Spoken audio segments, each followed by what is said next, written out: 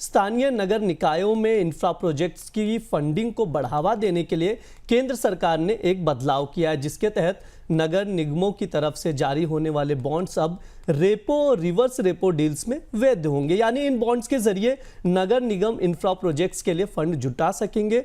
Bank इन bonds की securities पर निगमों को कर्ज दे सकेंगे। सर, नगर निगम बॉन्ड्स को लेकर क्या बदलाव हुआ है? सरकार के नए नियम का क्या मतलब है?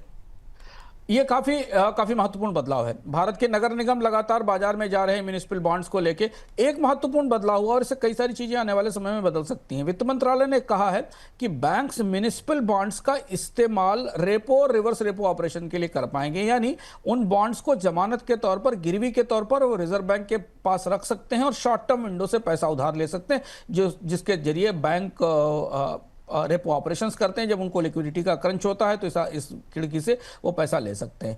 तो म्युनिसिपल बॉन्ड्स को अभी तक इन सिक्योरिटीज के दायरे में नहीं रखा गया था। यानी इन्हें सिक्योरिटी के तौर पर इंटर बैंक ऑपरेशंस में और आरबीआई और बैंकों के बीच ऑपरेशन में इस्तेमाल नहीं किया जा सकता था। अब म्युनिसिपल बॉन्ड्स को ये दर्जा मिलने के बाद बैंक्स इनकी होल्डिंग करेंगे, बैंक इन्हें खरीदेंगे, बैंक इनमें निवेश करेंगे।